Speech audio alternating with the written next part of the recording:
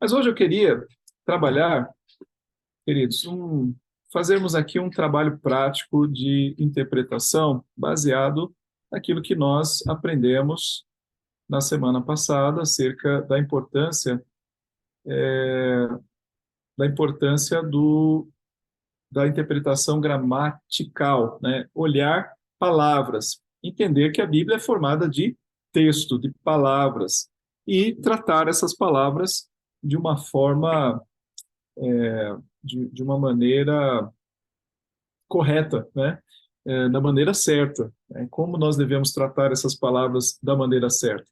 Devemos usar uma série de critérios para poder estudar um texto. E eu peguei aqui esse texto do Sermão do Monte. Na verdade, a gente vai usar aqui os primeiros versículos das bem-aventuranças para servir como uma, um exemplo, né, de como nós podemos estudar o texto bíblico. Quando nós abrimos um texto como esse, da palavra, eu tenho aqui até o mesmo texto em duas versões, a gente vai perceber isso. A versão do lado esquerdo é da revista atualizada e a do lado direito é a corrigida. Então, a gente vai poder aqui comparar um texto com o outro. Isso já é uma vantagem quando você estuda a Bíblia. É importante você ter várias versões. Nesse software eu tenho aqui inúmeras versões em português, especialmente em inglês, e também nas línguas originais, né? Tem também no grego, a gente vai ver daqui a pouquinho.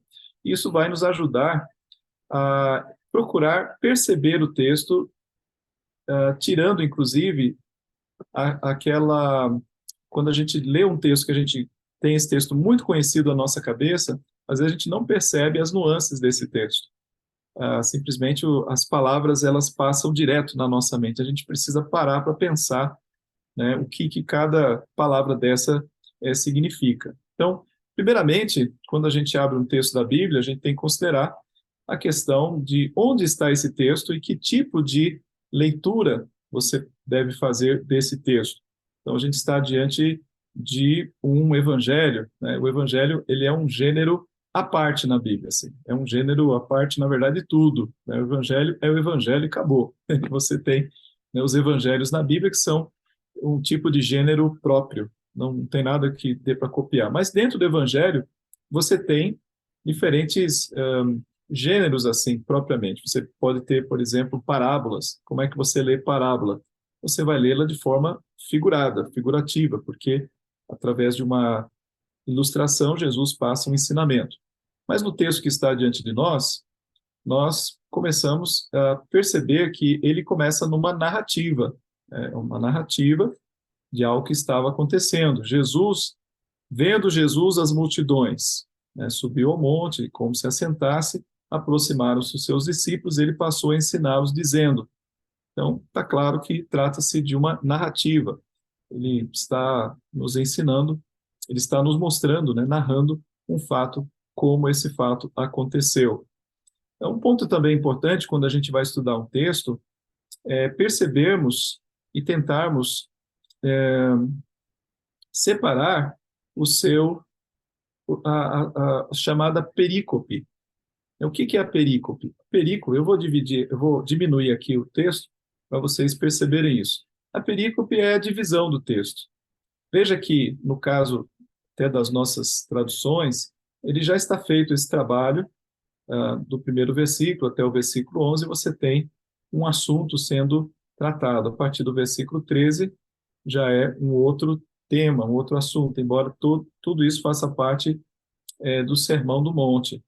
E é importante você determinar essa perícope quando você for fazer o seu estudo, quando você for pregar a palavra, você tem que determinar, né, até onde começa, até onde vai. Você pode sim, de repente, fazer uma mensagem baseada apenas num versículo, mas é um versículo dentro de uma perícope, dentro de uma dessas divisões, né? E a divisão aqui, ela fica clara no início, porque você tem o movimento aqui de Jesus anteriormente, né? Ele percorria Jesus toda a Galileia. Deixa eu aumentar aqui de novo.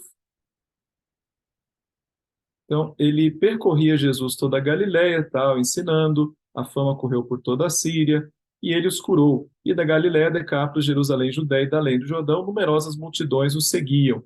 Então ele está contando, né, dando um relato geral do que Jesus fez na Galiléia, um relato contando de maneira não muito detalhada, mas falando o que Jesus fez. Aí termina então aqui, e aqui Jesus está em algum lugar que a gente, de repente, né, está diante de Jesus, e Jesus está vendo alguma coisa, no caso, as multidões. Então a gente percebe claramente que há uma mudança aqui, né, de rumo. Aqui ele está contando um fato geral, e começa aqui Jesus vendo as multidões e tal. E aí ele vai passar a ensinar as bem-aventuranças, fazem parte de um grupo de ideias, de ensinamentos, e que termina no versículo 11, que é a última bem-aventurança. Bem-aventurados sois quando por minha causa e vos perseguirem e tal. Regozijai-vos, exultai, faz parte da mesma ideia do versículo 11, e aí ponto. Aí, a partir do 13, então ele começa ele muda a forma, se dirige a eles no plural, vós sois o sal da terra, vós sois a luz do mundo. O 13 e o 14 poderiam até estar juntos, né? Não precisariam estar separados, porque nós percebemos claramente que fazem parte de um mesmo pensamento, né? Jesus está se dirigindo a eles, declarando aquilo que eles são, né? Depois, olha, não penseis que vim revogar. Então a gente já tem uma outra ideia sendo tratada. Então é importante você definir a sua perícope. É importante que você entenda, trate, né, o gênero literário da forma adequada. E a partir daí, a gente vai procurar observar o texto propriamente. Vamos dar uma olhada aqui no texto. E uma coisa que vai nos ajudar, ou pode nos ajudar, é você fazer aquela. Vai parecer uma análise sintática, mas é você tirar o texto do. No caso aqui, eu vou tirar do computador, né? Mas você pode fazer isso também na mão, o que sempre é um pouco mais difícil, mas você pode fazer isso também na mão. Mas veja, nós vamos pegar aqui o texto, eu vou colocar numa folha. Cadê a minha folha? Está um branco aqui. Ah, apareceu. Então, eu vou copiar aqui, deixa eu aumentar. Esse aqui é o início do texto. E aí, o que que nós vamos fazer? Lembra que nós falamos semana passada que os verbos eles têm uma importância muito grande no texto. Cadê? O que está faltando para aparecer aqui? Pronto. Então, eu vou procurar começar separando ou enfatizando onde estão os verbos e também as ações eu vou procurar separar em linhas diferentes para fazer aqui uma relação entre os fatos. Então, primeiro a gente tem o fato de Jesus ter visto as multidões e, como consequência, ele sobe ao monte. E subindo ao monte, ele se assenta. Ele acha um lugarzinho lá para se assentar. Depois a gente vai ver essa expressão, né, como se assentasse. De fato, ele se assentou. Então, era Jesus vendo as multidões, já estava ali ao seu redor. O texto anterior falou, né, das andanças de Jesus pela Galiléia. E aí ele sobe a um lugar alto e ali ele se assenta. E quando ele se assenta, aproximaram-se então os discípulos dele. Então veja que há uma sequência de fatos, ideias. E tendo aproximado esses discípulos, ele então passa a ensiná-los. Aqui dois verbos, mas é um pensamento só. Então ele passa a ensiná-los, dizendo. Então veja, ele viu, subiu, se assentou, e aí os discípulos, né, se aproximaram dele, e a gente poderia até colocar esse como, né, após a aproximação dos discípulos, ele então passa a ensiná-los. Então existe aqui uma sequência de ideias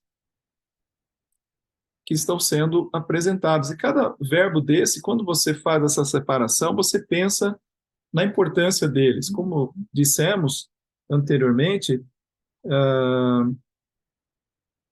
como dissemos anteriormente, vocês estão conseguindo ver, legal? Então, pastor, você falou que ia pôr numa folha, mas para a gente, pelo menos para mim, só está aparecendo aquela tela do Logos, com as duas É, Ah, versões, uma de cada lado. não dá para ver A tudo gente não no. está vendo você. A gente viu que você ah, selecionou o trecho, mas não está ah. aparecendo sua divisão. Então, obrigado por ter avisado. Eu estava achando que estava abafando e vocês não estavam vendo nada. Pronto, desculpa. É isso aqui que eu estava querendo mostrar. Eu estava montando enquanto eu falava com vocês. Agora vocês estão vendo? Sim, agora eu tô. Ah, ok. Então, o que eu quis mostrar? Eu fiz aqui, eu coloquei os verbos, ó, vendo, subiu, assentar-se, aproximaram-se e passou a ensiná-los, dizendo.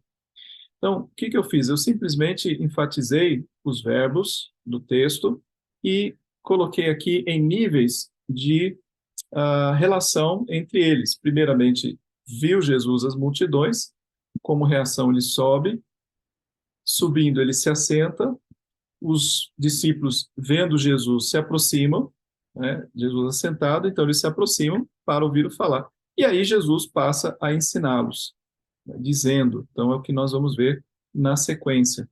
Então, quando você ah, for estudar um texto, você pode começar colocando essa ênfase nos verbos, né? Quem que viu? Jesus. O que Jesus viu? Né? Jesus viu as multidões que estavam ali. Para onde Jesus subiu? Jesus subiu ao monte. E para quem? Veja, quando o texto aqui é muito importante, ó, aproximaram-se os seus discípulos e ele passou a ensiná-los. Ensinar a quem? Ele passou a ensinar aos discípulos. Então, os discípulos aqui, ele é um objeto direto de ensinar. Ensinou a quem? Aos discípulos. E olha que isso vai ter uma importância muito grande quando você ler o que ele passa a ensinar. O que ele passa a ensinar é aos discípulos, não é algo geral, não é para a galera, né? Inclusive, não é para as multidões, é para os discípulos. Quando os discípulos estão ali, ele passa a ensiná-los, ensinar aos discípulos, dizendo. E aí vem o ensinamento de Jesus. Então, isso é importante porque nós passamos a entender que Jesus queria falar aos discípulos, é uma mensagem específica a eles, que não teria sentido até para as multidões de uma forma geral. Então, é uma mensagem para todos os seus discípulos e nós também, como seus discípulos. Há também um detalhe importante, é por que Jesus sobe no monte? A gente pode perguntar, né?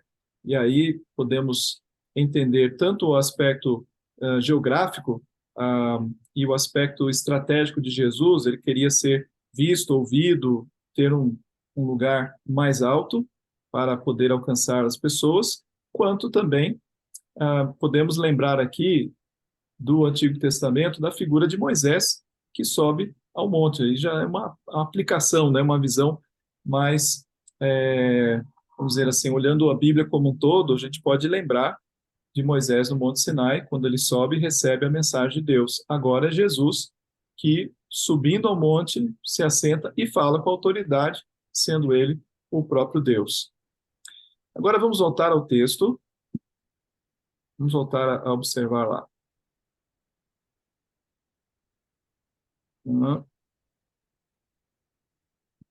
Ok. Agora, olha que interessante aqui, quando você compara os dois textos,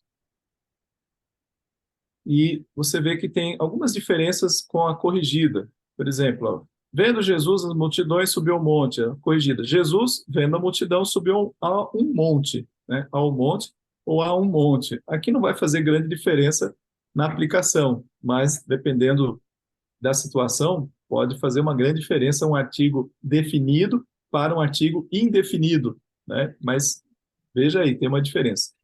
E como se assentasse, né? Essa expressão aqui na revista atualizada dá uma impressão um tanto assim, parece que Jesus fez que foi, mas não foi, né? Ou parecia estar se assentando, mas não sei se ele se assentou. Enquanto que na corrigida ele afirma categoricamente que ele assentou-se, assentando-se, aproximaram-se dele os seus discípulos. É a mesma informação que você tem na versão revista atualizada. Mas veja, que é um versículo que não tem assim grande importância em termos de ensinamento, assim propriamente, mas ele tem já diferenças aqui curiosas, né, em relação a um e outro. E como é que a gente vai matar, né, essa diferença? Onde é que a gente vai procurar saber qual que é a versão mais próxima? Até um outro detalhe aqui, né?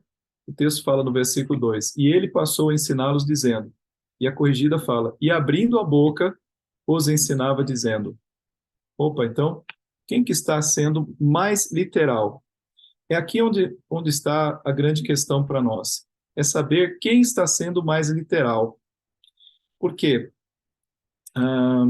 Quando você tem uma tradução da Bíblia, toda tradução já é, por si, uma interpretação. Não tem como você traduzir algo sem interpretar aquele algo, né? Como a palavra que você escolhe já é parte dessa interpretação. Então, a gente vê que o autor, a versão, né, atualizada, eles tiraram essa expressão abrindo a boca, porque ela soa redundante, né? Como é que ele ensinou? Por mímica, fez gestos, sinais, libras, né? Não, ele falou. E aqui na atualizada, então, dispensou esse termo. Mas quando você vai para o original, e para exemplificar o original, eu vou preferir usar aqui uma versão em inglês e mostrar o texto na parte de baixo. O texto está bem pequenininho, depois eu posso mostrar também no original, mas se eu colocasse o grego aqui, a gente ia ficar meio perdido. Mas olha só, o original está lá, ó, e ele abriu sua boca. Está aqui embaixo a palavra estoma. Eu não sei se vocês conseguem ver aqui, bem pequenininho, né? Quem está no computador está em vantagem aí, porque consegue ler. A palavra estoma, de estômago, é a palavra boca. Então, de fato, o texto fala que olha lá, ele abriu a sua boca e passou a ensiná-los dizendo, certo? E aí, volta aqui ao comentário.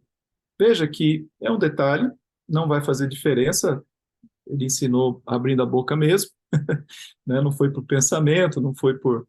Mas a gente percebe que a corrigida no texto está sendo mais literal do que a atualizada. E quando a gente quer estudar a passagem, a gente prefere a literal, a mais literal possível. Entenda uma coisa também.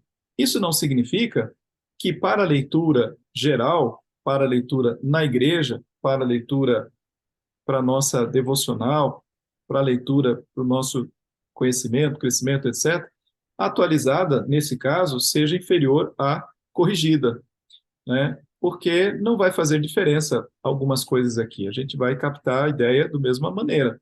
Mas quando a gente fala aqui de estudar o texto, dissecá-lo, tentar chegar ali nas nuances, então, quanto mais literal for o texto, melhor. E, nesse caso, a corrigida venceu. Ela é mais literal para nós. Aí você continua no texto. Então, ok, a gente pôde perceber esses detalhes. Eu vou voltar lá. Deixa eu ver se eu vou fazer o seguinte, eu vou compartilhar uma tela que eu acho que vai ficar sempre compartilhando o que eu apresentar aqui. Vai ser a tela, essa desktop. Então, voltando aqui, vocês estão vendo isso, pronto. Então, olha só, a gente já percebeu, né? Vendo Jesus as multidões, você poderia até, só com base nesse versículo 1 e 2, você poderia aplicar algumas lições aqui. A ideia de que Jesus, ele vê quem? As multidões. Ele percebe. A gente tem aquele outro texto lá de João, capítulo 4, né? Jesus viu lá as pessoas lá e viu o campo já branquejando para a ceifa. Jesus tinha um olhar. E você poderia até explorar aqui, né? Como canta o reverendo João Campos, seu maravilhoso olhar, né? Então, Jesus vê. Então, você poderia explorar isso. Ele sobe ao monte. E quando Jesus sobe ao monte, ele vai subir ao monte para tomar uma posição de autoridade, de ensino. É estratégico também. Então, ele usa, né, todo o fator geográfico a seu favor para anunciar, para ensinar como o mestre. como uma autoridade, como um professor. Ele se assenta, né? Isso é interessante, né? Jesus toma ali uma posição calma, tranquila, ele se assenta. Eu creio que não havia, assim, havia uma multidão, mas o grupo de discípulos, para que ele se assentasse, esse grupo não poderia ser grande. Se a gente imaginar, assim, um grupo, se ele quisesse falar as multidões, então ele teria que estar em pé, provavelmente, numa posição que pudesse atingir todos. Mas como ele se assenta, você percebe que ele quer falar a um grupo menor.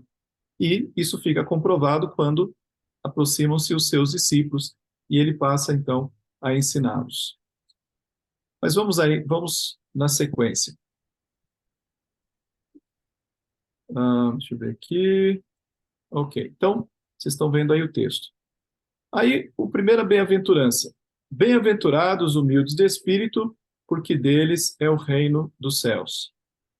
Agora compare com a versão corrigida que diz: bem-aventurados os... Opa, não sei se eu vou mudar uma coisa.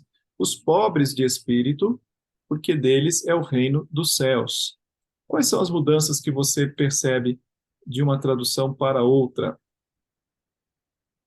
Eu creio que você vai perceber, primeiro, a expressão pobres, a versão atualizada usa humildes, a versão corrigida usa pobres de espírito. E depois você também tem a diferença do reino dos céus, né? A versão atualizada usa o reino minúsculo e a corrigida reino maiúsculo. Tudo isso é interpretação, tudo isso faz parte dessa de se procurar transmitir ao leitor o sentido mais próximo daquilo que está no texto original. Mas nós, como estudantes, podemos buscar isso, podemos ir além e tentar ver se essas são as palavras mais adequadas e também a gente pode ver, testar, de fato, né, se esses termos estão corretos e por que esses termos foram escolhidos, entre outras palavras. Veja que humilde e pobre são palavras muito diferentes e têm sentidos próximos, muito próximos. Mas uma, ela carrega um sentido muito mais voltado, né, à sua postura propriamente, ela, né, denota muito mais uma ideia assim da sua postura diante das situações da vida, diante das pessoas e retrata assim uma pessoa mais humilde no sentido como eu posso dizer, né, do seu estado, né, seja emocional, espiritual também. Já pobres de espírito denotam uma coisa de alguém que perdeu algo, né? Não sei se vocês conseguem me acompanhar, né? Mas o pobre pode Uma dar uma condição. conotação, uma condição, é boa, de alguém que perdeu, né? Quando você perde tudo, você fica pobre.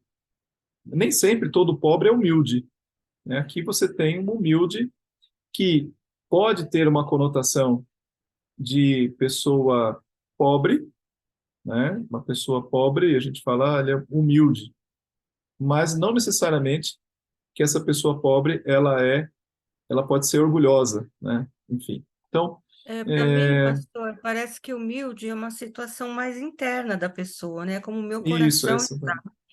E o pobre pode ser uma coisa externa, né? Meu coração não Uhum, está humilde, mas ele é pobre. Não certo. sei, é uma coisa assim que o pobre parece que não depende de mim, não Uhum, depende da minha determinação ou da minha posição. O pobre é uma coisa que pode acontecer, como você falou, perdeu tudo, ficou pobre. uhum. Mas É, humilde me dá a ideia de uma coisa mais íntima. Não sim. sei, se estou exagerando Uhum. nessa, Não, eu acho que sim. Então, eu diria que esses dois sentidos, eles parecem assim, como humilde e pobre, assim, eles aparecem nessas duas versões, e quando a gente lê humilde, a gente sente muito mais essa coisa interna, e quando você lê o pobre, parece mais uma condição, como disse o Gustavo, que foi imposta a você. É objetivo. Ou você é pobre ou você é rico. Não tem meio termo, né? Então, você é pobre ou é rico. Agora, humilde, você pode ser um pobre orgulhoso ou um pobre humilde. Mas aqui no texto, aí é onde a gente está só falando dos termos, né? Os termos, inclusive em português, a gente não está ainda procurando entender o que o autor, né, original quis dizer. E aí onde a gente precisa ir. Como é que a gente vai fazer isso aqui? Bom, nesse caso, nós vamos utilizar, se você não tem esse recurso, você vai ter que ir direto para os comentários. São os comentários que vão te ajudar a entender o sentido dessas palavras. Mas a gente aqui pode usar um outro recurso. Vou abrir aqui, de novo, essa Bíblia. Veja que na parte de cima é em inglês e na parte de baixo você tem uma parte ali que é em grego. Então a gente vai entender aqui, olha, o pobre. Aparece aqui, olha, a palavra, que é o pitokoi, né? É de pitocos. É até engraçado, né? A palavra pitoco sugere algo pequeno, né, em português. Mas essa palavra, então, a gente pode fazer o quê? Um estudo do seu sentido. A gente pode fazer um estudo do sentido etimológico dessa palavra. Eu abri aqui um recurso. Esse recurso, ele é um recurso que a gente chama do Kittel, né? No seminário a gente chamava ele é o Dicionário Teológico do Novo Testamento, do Gerhard Kittel. Então ele é bem famoso e muito completo, são acho que 3 volumes. Eu tenho lá na minha biblioteca da igreja também. E aqui você tem, olha, a palavra pitoco no mundo grego, né? Por que isso é interessante e importante? Primeiro, porque a Bíblia foi escrita em grego. Então, para você entender o grego, é interessante, e os autores originais, os autores não, os tradutores fizeram isso, eles vão procurar entender o sentido no tempo em que o texto foi escrito. Agora, é importante também você saber que muitos termos do grego, do mundo grego, foram usados de uma forma única na Bíblia, né? Mudaram o sentido ou o seu uso na Bíblia. Então veja que interessante, né? Eu não sei se eu vou tentar aumentar um pouquinho mais, talvez ajude aqui. Ele está carregado de grego e citações, então fica pesado o texto. Mas veja, né? Então ele fala, olha, etimologicamente relacionada a esta outra palavra, pitosen, citada em Homero, né? Citada em Homero, Odisseia, Exíodo também, to bow down timidly. Então, é você se curvar timidamente. Então, você vê que tem uma questão de uma humildade, quase uma humilhação aí, você se prostra timidamente. Destituir. Então, destituir é tirar de alguém, né? Você tirar. Mendicar, é o mendicante, o pobre mendigo mesmo. Veja, também usado como expressão de pedir pão, né, de você mendigar pão. E veja, né, os sentidos aqui, como é interessante. E aqui ele vai mostrando outros exemplos dentro da literatura grega. Ser destituído, tirar, levar uma vida de um pedinte, de um beggar, né, um pedinte, ou, né, você implorar, pedir para alguém, ou seja, você não tem, você está destituído, né, viver a vida de um mendigo, é o que ele repete aqui algumas vezes. Então, a gente vai percebendo que a palavra pitocos, ela tem tanto um sentido, que é ser um mendigo, que não tem nada, é aquele que implora pelo pãozinho, quanto a atitude da humildade, muito próxima da humilhação, né? Você reconhecer que não tem nada. E aí, voltando lá ao texto, a gente vai podendo entender que é exatamente o que Jesus quer dizer aqui. É o entendimento de que, de fato, nós somos pobres, né? Somos mendigos, não temos nada, absolutamente. E Jesus vai dizer que são bem-aventurados aqueles que justamente reconhecem essa sua condição e que, por consequência, eles são humildes de espírito, porque reconhecem a condição de serem pobres.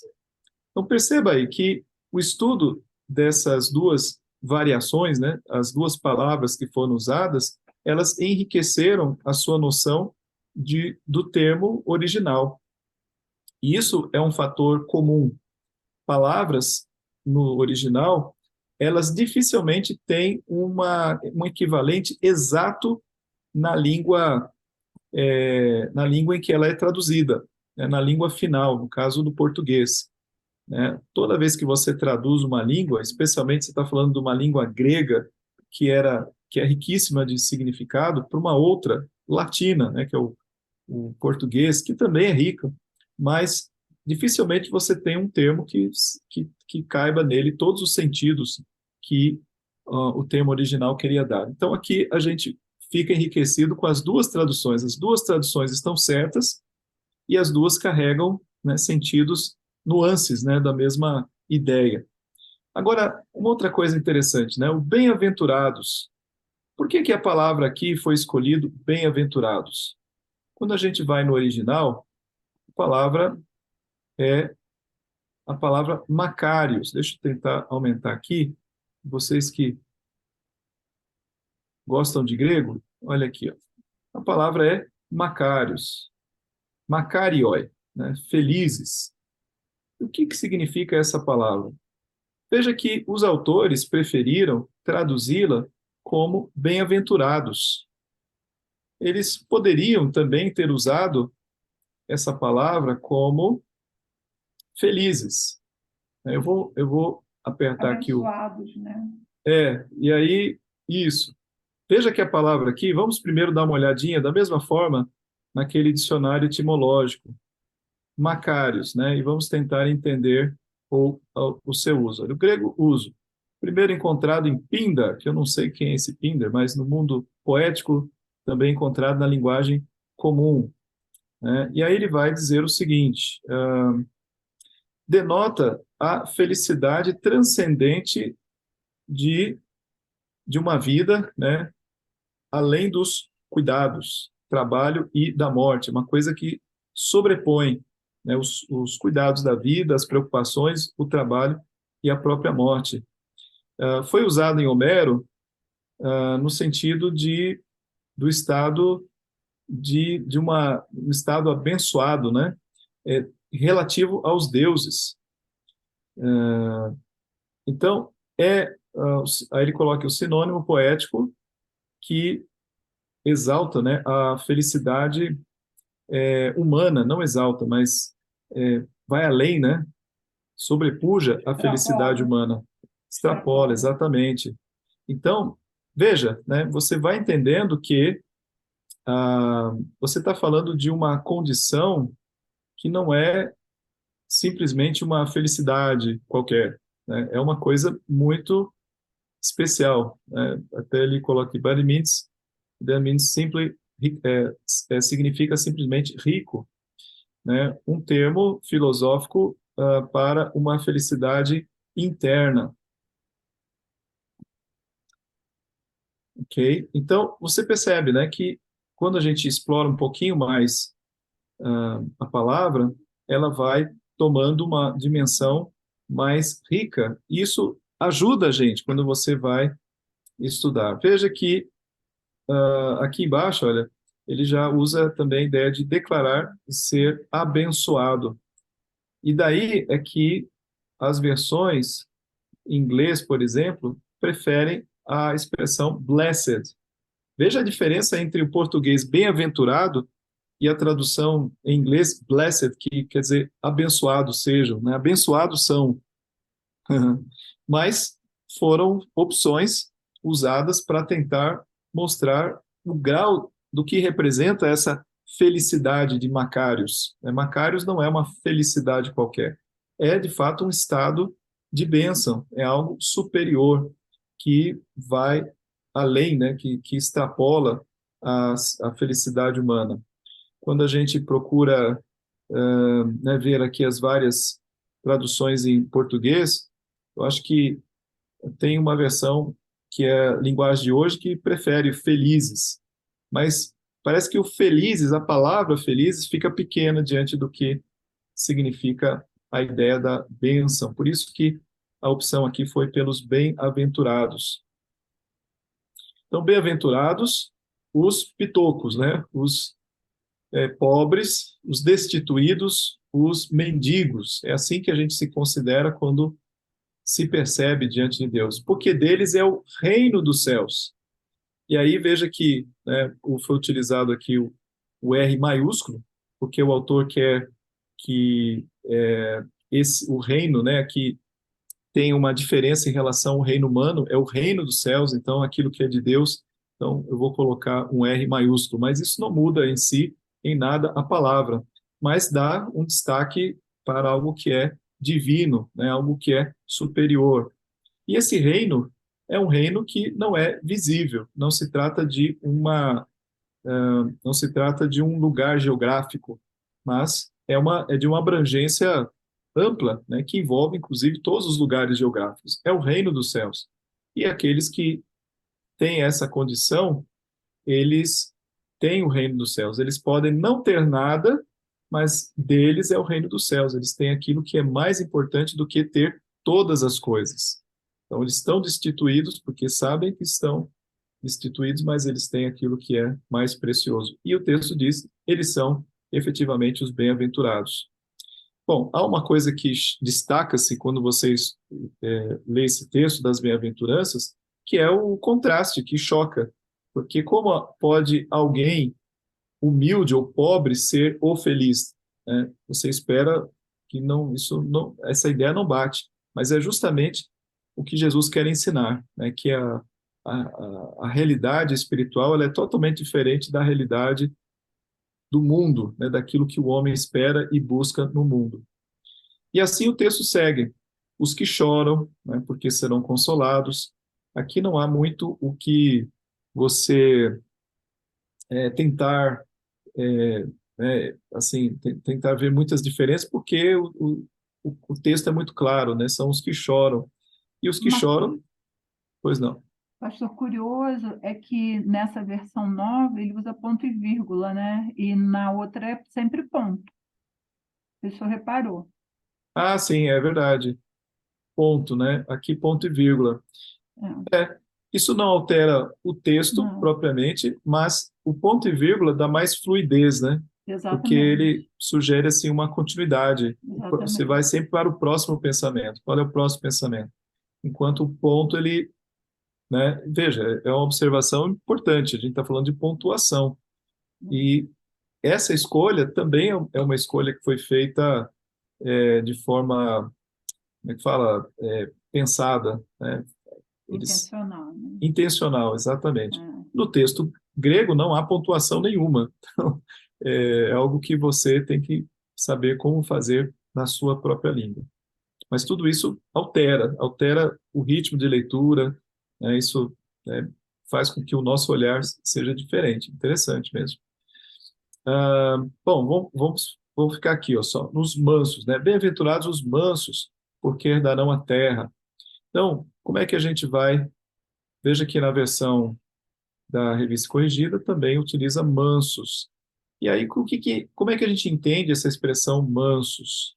Como é que a gente faz isso? Primeiro, a gente também tem que considerar o contexto próximo, né? De ver que essas ideias estão interconectadas. Um outro aspecto, aí para o entendimento da palavra, a gente também pode fazer aquele mesmo exercício, ir aqui, né? No caso do inglês é meek, a palavra em grego é praeis, e vamos ao nosso dicionário etimológico. E tem um detalhe interessante aqui. Ele cita que denota aquele que é gentil, né? Ou seja, calmo, pessoa agradável, ou seja, não é violento, né? Ao contrário de alguém que age em fúria. Mild, dá também essa mesma ideia. Soothing, né? Também suave, alguém que é suave. E aí é interessante que ele usa essa expressão também acerca de animais. O animal que é domado. O animal domado é um animal manso. Do mesmo jeito que a gente tem em português, né? O manso é um animal domado. E isso faz muito sentido quando a gente pensa no que é né, como característica espiritual, é sermos domados e sermos mansos. E o animal domado é aquele animal que não reage conforme a sua natureza. Ele foi domado para saber, inclusive, poder ser usado, né? Um cavalo ser montado, ele precisa ser manso, ele precisa suportar a carga. E você pode explorar essas ideias, né, dentro da realidade do manso. É claro que também, junto com isso, um outro recurso muito importante é a concordância. Concordância, não, eu ia falar outra palavra. É você usar o recurso de procurar outros textos dentro da Bíblia com a mesma palavra, né, que usa a mesma palavra.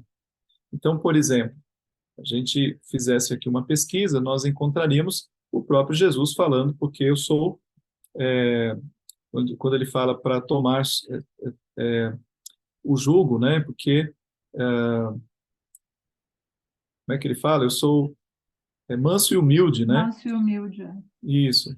Então, o próprio Jesus, ele se apresenta como sendo manso. Então, se você quer entender o que ele estava dizendo por manso, basta olhar para Jesus, que ele era manso. Então, eu creio que a mansuetude de Jesus se expressa através do seu de ser, né, como uma ovelha, de fato, né, ser levado ao matadouro e tal. É uma condição de Jesus. Então, é nisso que ele nos ensina. Então, bem-aventurados os mansos, porque herdarão a terra. É o contrário daqueles que tentam conquistar a terra com a sua própria força. Aos mansos, esses sim, eles no final herdarão a terra, embora sejam possivelmente aqueles que não tenham características de quem irá conquistar nada, mas a eles já foi conquistado, tanto o reino dos céus. Tanto eles também vão sofrer? Vão, mas eles serão consolados. E a gente pode buscar textos também que falam do consolo de Deus. Então, é uma passagem riquíssima, eu só quis mostrar como a gente pode estudá-la. Veja, vou passar um pouquinho mais aqui à frente, e você pode, né, estudar essa passagem dividindo, né, de uma forma parecida assim, bem-aventurados os humildes de espírito, deles é o reino dos céus. Aí depois você coloca outro bullet aqui e continua também fazendo e colocando embaixo de cada uma dessas partes, né, a descrição. Olha, pobres, né? Os humildes são os pobres de espírito, os pobres são aqueles que são os mendigos, né, eles não têm nada, são aqueles que são os destituídos, ou seja, né, foi lhes tirado tudo, para você poder explicar, né, o sentido desses textos. Então, isso faz parte das suas anotações enquanto estiver estudando. Por fim, o que eu queria mostrar para vocês é um roteiro que o próprio programa aqui oferece. Tem muita coisa aqui, eu não falei, né? Eu ia mostrar para vocês também a utilização de comentários.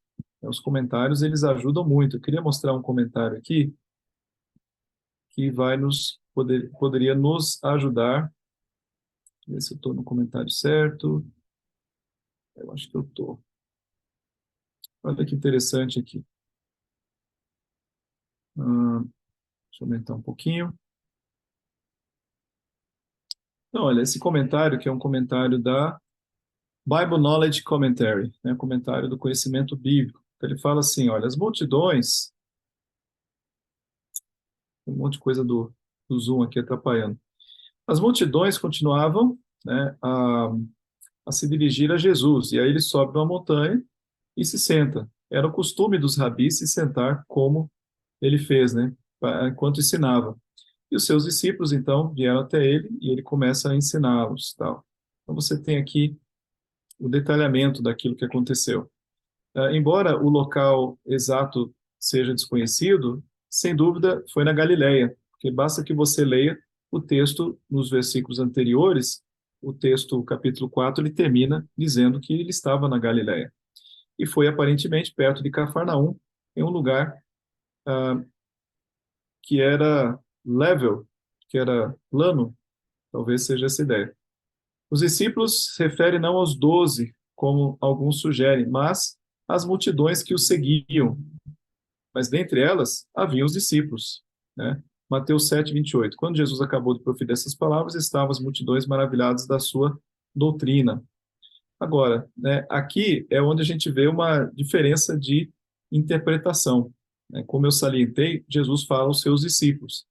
Mesmo dentro de uma grande multidão de pessoas, existem pessoas que não são discípulos de Jesus, né? Isso você pode verificar em alguns momentos, no momento da multiplicação dos pães, né? Que no dia seguinte as pessoas estavam lá atrás de Jesus e no final ficou só Jesus e os poucos discípulos dele.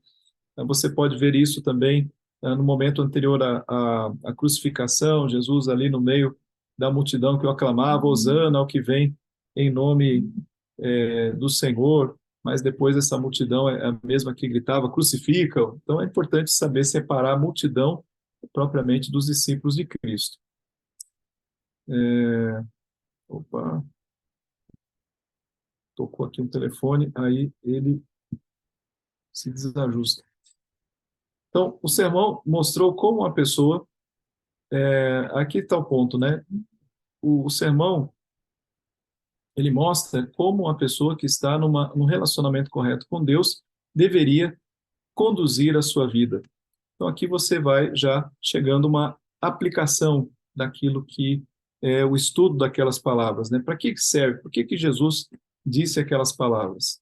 Né? Você poderia ter chegado a essa mesma conclusão sem necessariamente ter lido esse comentário, né? Mas você pode também usar o comentário. É importante, e aqui é um ponto interessante do estudo, que antes de você ir para os comentários, que você tente chegar às suas conclusões, para você não ficar viciado no trabalho que o outro já fez. Você poderia chegar à mesma conclusão, mas antes de ler o que você leu. Às vezes, por conta da nossa falta de tempo, a gente já quer pegar as coisas prontas, mas quando a gente faz isso, o texto não adentra o nosso coração, né? Ele fica na superfície, a gente apenas acaba repetindo ideias de outros, mas o texto não está no nosso coração. É importante que você chegue às conclusões primeiro e depois busque os recursos, que muitas vezes vão corrigir a sua rota, vão dizer, não é nada disso, você deixou de ver alguns pontos importantes, mas quando isso acontecer, você já vai ter aprendido e poderá também aprender, né, através desse processo.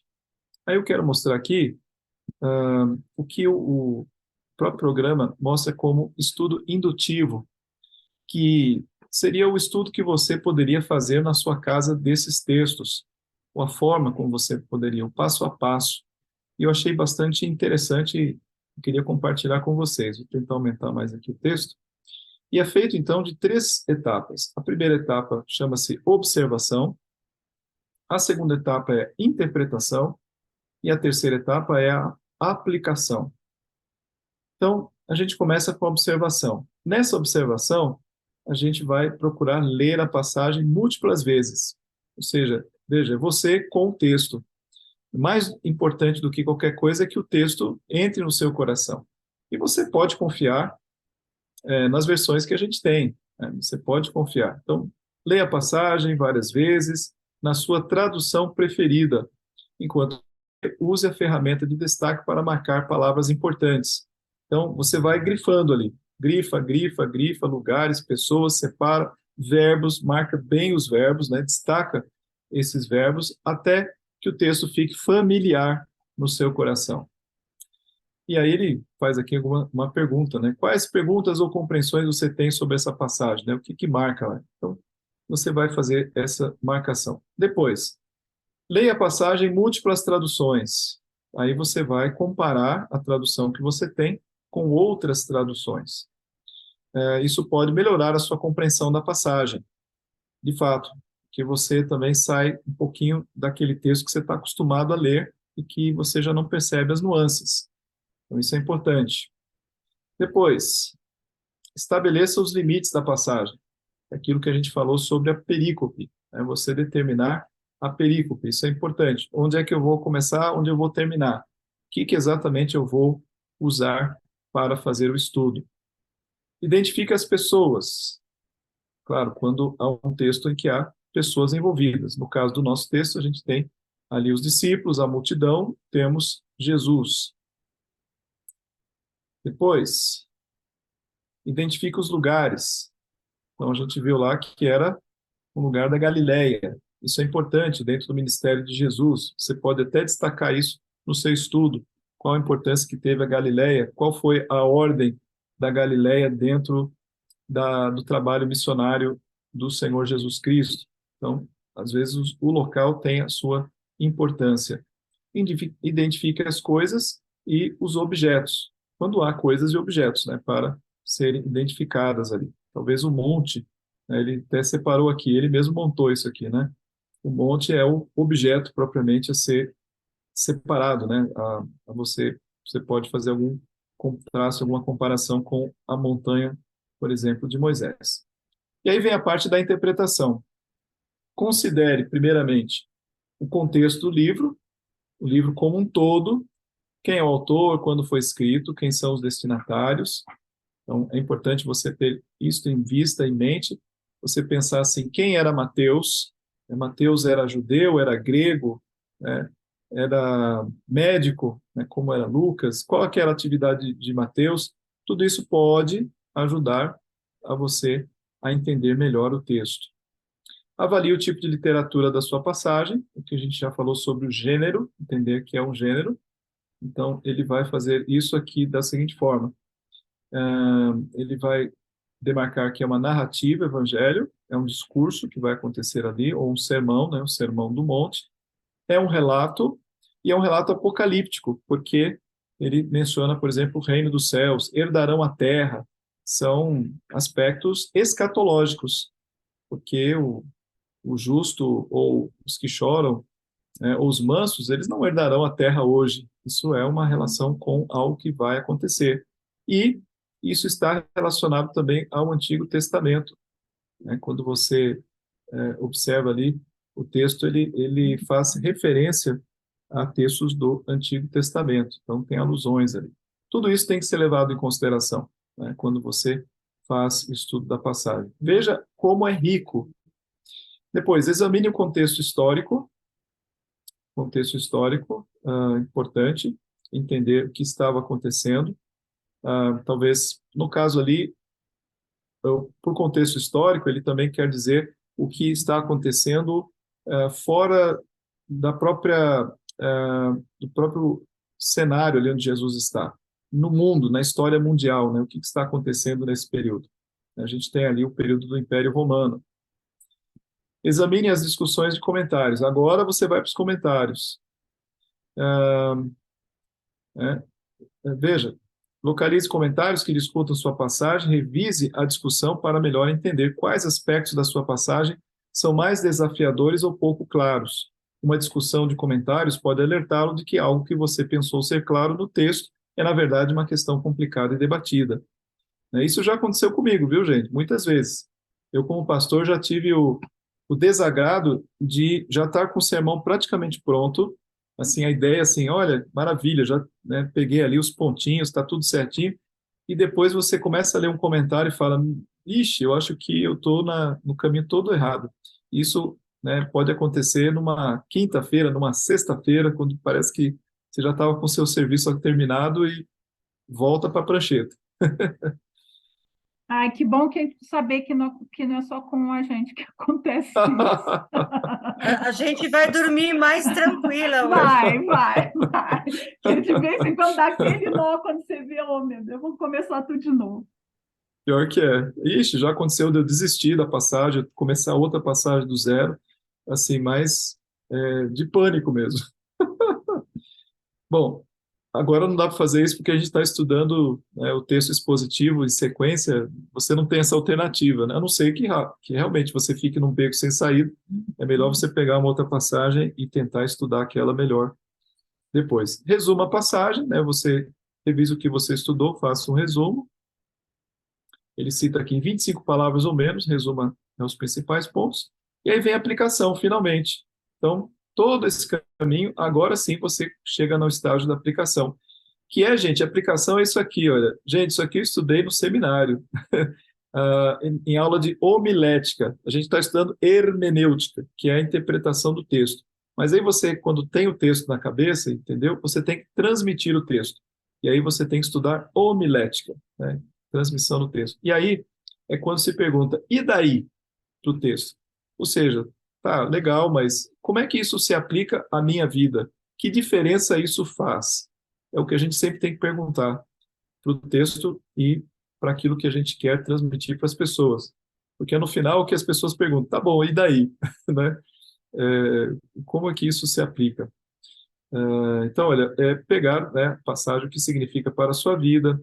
Então, no caso lá de você, a gente estudou, né, os mansos, os pobres de espírito, como é que isso né, se aplica de forma real na nossa vida?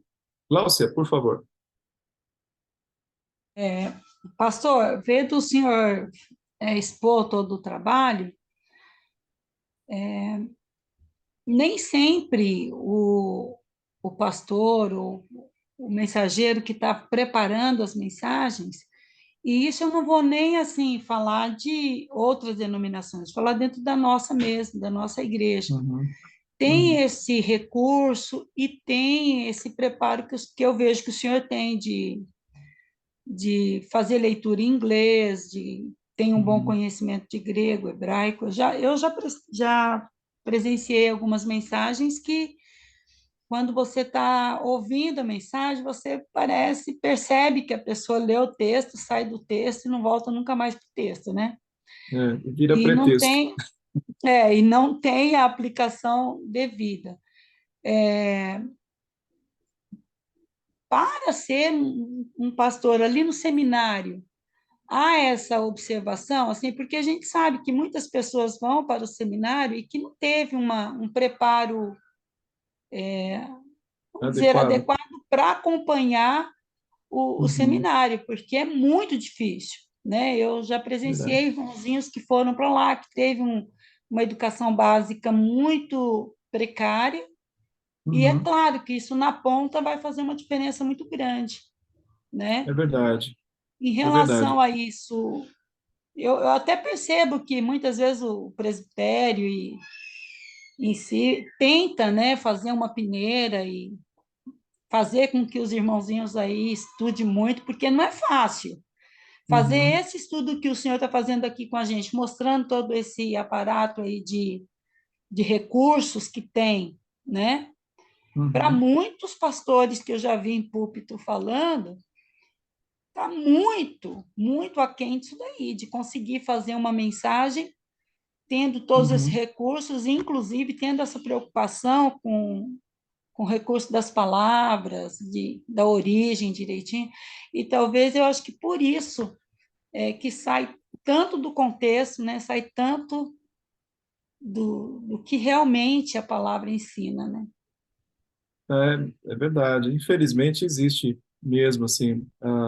E olha que no caso assim a gente perceber, a Igreja Presbiteriana tem esse cuidado de enviar os pastores ou os candidatos ao pastorado para o seminário, fazem lá os 4, no meu caso, na minha época foram 6 anos de seminário.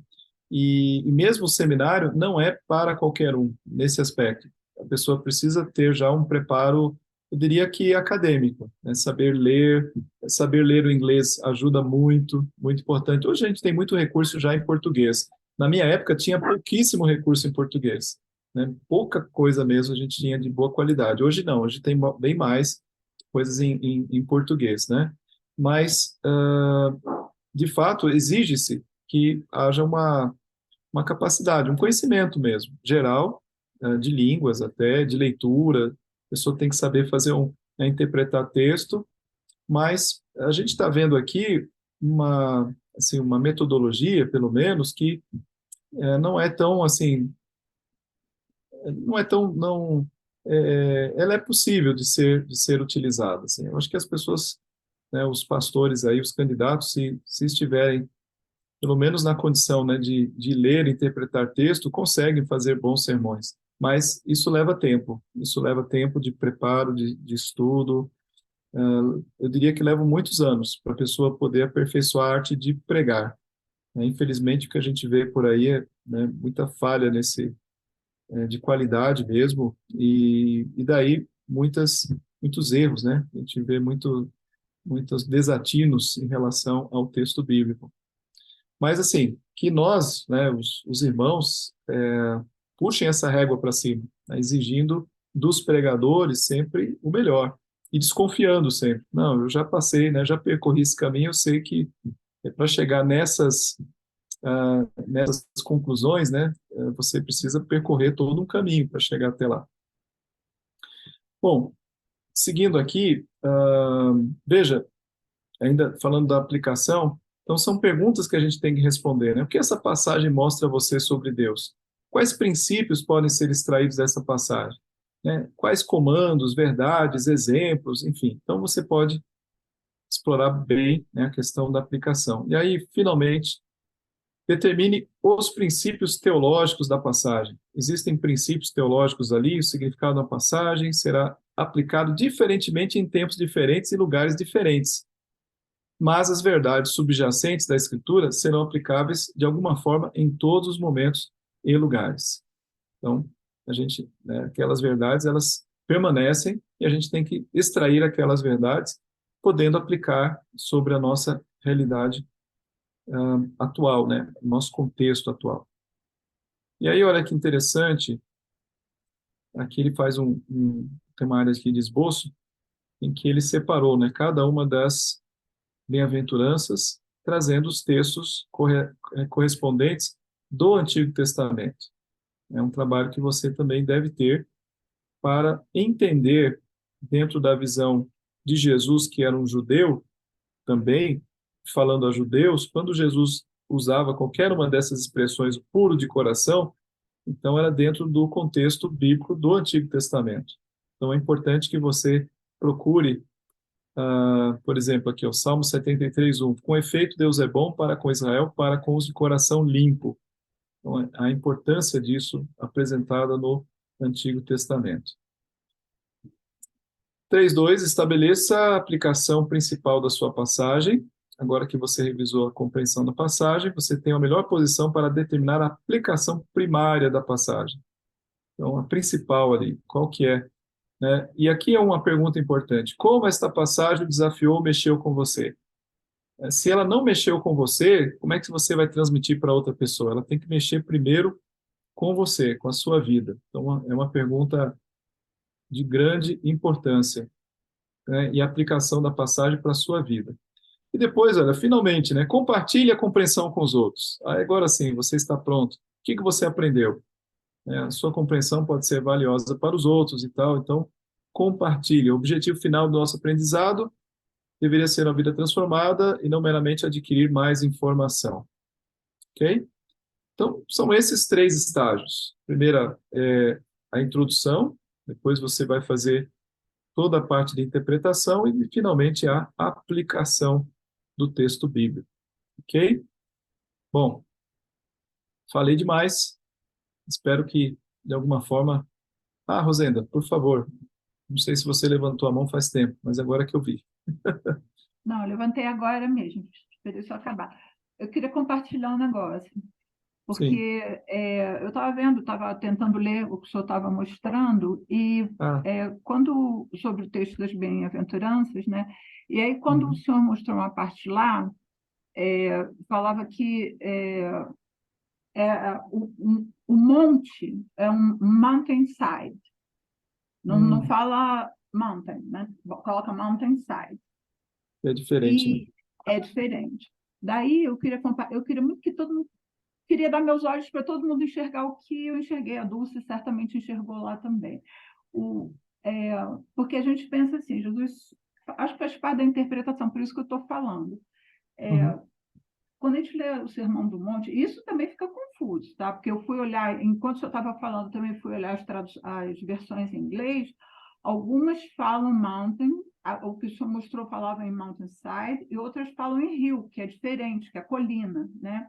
Mas mountainside é uma encosta, não é um morro. É assim, a gente fala, é o Sermão do Monte, Jesus subiu num monte. Não, ele subiu numa encosta, no máximo numa colina, né?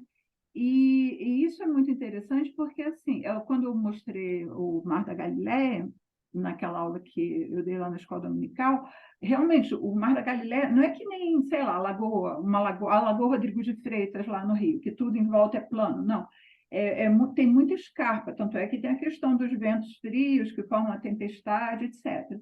Então, no entorno do mar, do lago, né, tem colinas. E daí, o interessante mesmo é o seguinte, ninguém tem certeza, como está escrito, né, nas coisas que você olhou, ninguém tem certeza exatamente onde foi, mas tudo indica que foi num local onde eles fizeram várias medições lá, que ali caberia, não sei quantas mil pessoas, 5.000, né? Sei lá, não me lembro.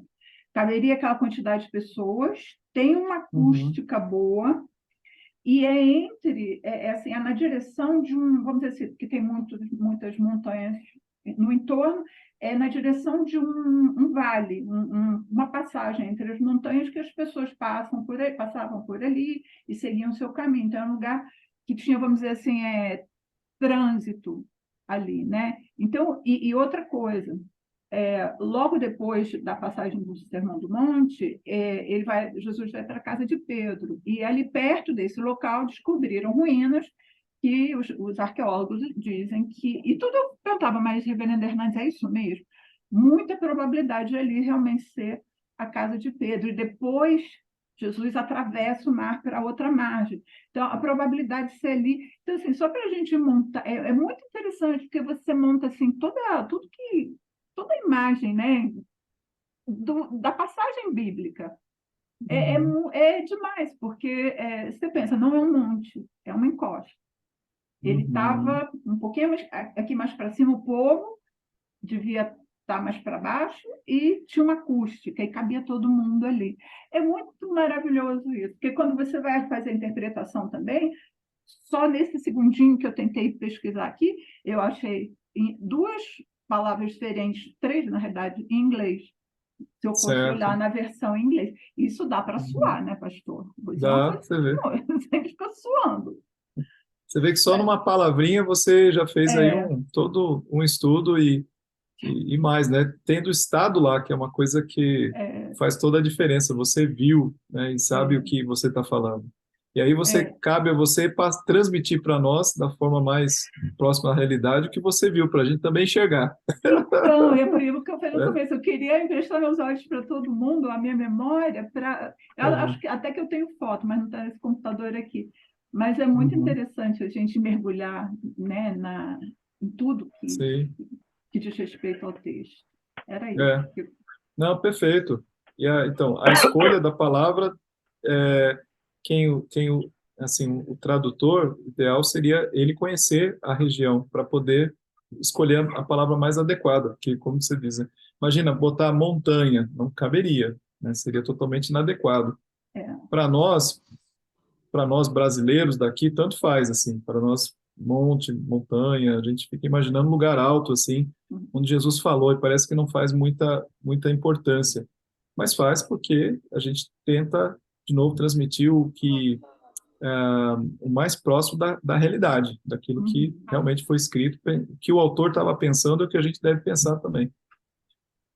Gustavo. É a arte de extrair dados da Bíblia, né?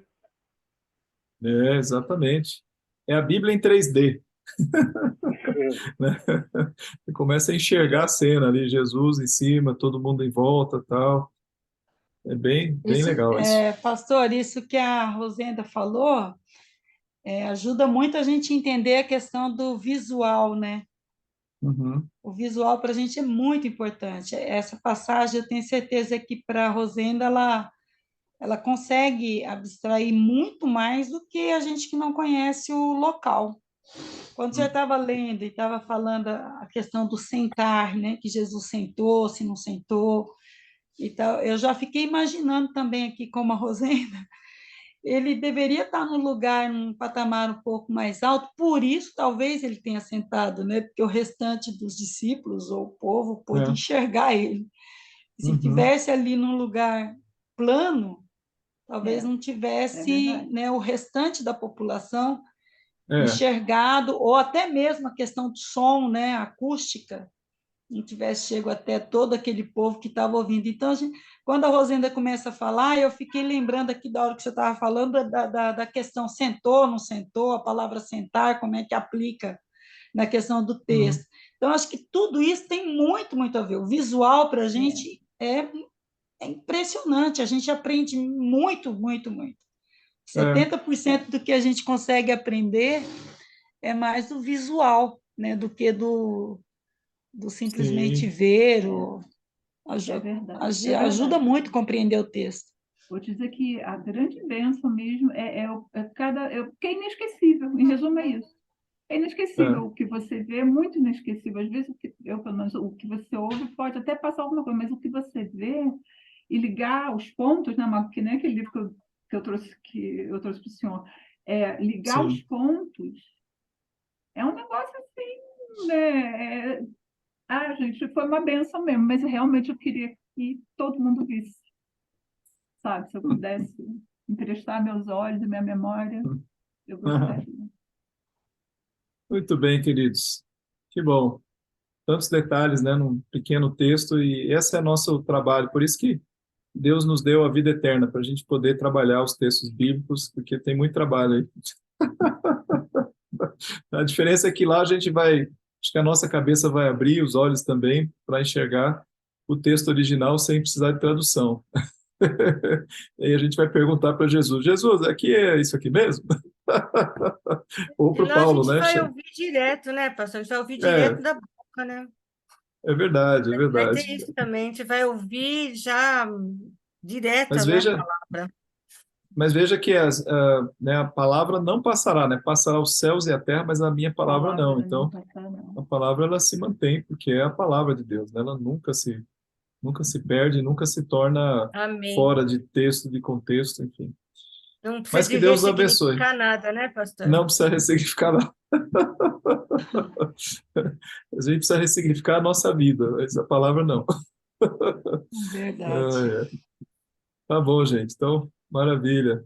Dulce, você quer falar alguma coisa? Estou sentindo a Dulce assim. Não? Então tá bom, Dulce. Faça uma oração, então, para a gente, por Tá favor. bom. Senhor amado, muito obrigada por esses momentos preciosos em que nós podemos nos aprofundar mais na tua palavra, que é tão rica, Senhor. Realmente a gente não consegue atinar a profundidade de tudo aquilo que o Senhor quer dizer para nós, que nós possamos, Senhor, sempre tentar entender melhor a tua palavra, porque ela tem uma infinidade de conhecimentos que nós ainda nem tocamos. Nos ajude, Senhor, a cada dia mais te conhecer melhor e aplicarmos tudo isso à nossa vida. E te agradeço por esse pastor que tem se dedicado tanto, Senhor, a nos inspirar, a nos esclarecer pontos que nós, às vezes, não entendemos. Muito obrigada por tudo e dê-nos uma boa noite de descanso. Em nome de Jesus, amém. Amém. Amém, queridos. Deus abençoe. Amém. Boa Deus noite. salve. Obrigada, Bom descanso. pastor. Boa Uma noite. Valeu, Zoe. uma pergunta. Quinta-feira Sim. que vem é feriado, né? Quinta-feira que vem, nova pausa, gente. No nosso Mais curso um. é o curso das pausas. Vai dar tempo de eu botar em O dia, ano inteiro, o ano com Isso. mais feriado foi esse ano. fazer lição É de verdade. casa. Botar em dia É as verdade. lições de casa. Tá bom. Queridos, Boa hoje eu não noite, darei irmão. hoje eu não darei lição de casa, tá? Para vocês poderem. Botar em dia o que a gente não fez. Eu vou Entendi. colocar. Obrigada, Estou pastor. atrasada. Obrigada, pastor. Tá bonzinho para a gente poder curtir o feriado. Ai, pastor, ué. você faz agora. Pastor, Todo eu mundo tava vai aqui. levar bombom para você domingo. Tá Todo dando mundo vai chance levar para os bombom. atrasados, Débora. Ele está sendo Será o misericordioso. Será o Depois sopro dessa sobre aula, todos, pastor, assim, eu para estava aqui na purificar. angústia.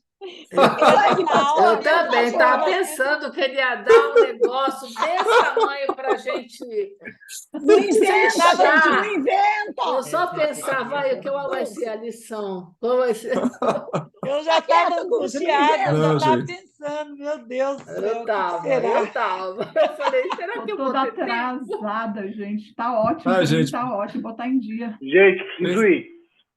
Tchau. Tá bom. Falou, Ilha. Tchau. Tchau, obrigada. Valeu, gente. Tchau, Beijo, obrigada. gente. Boa noite. Até domingo, se Deus Obrigada. quiser. Até Até domingo. domingo. Ai, Deus.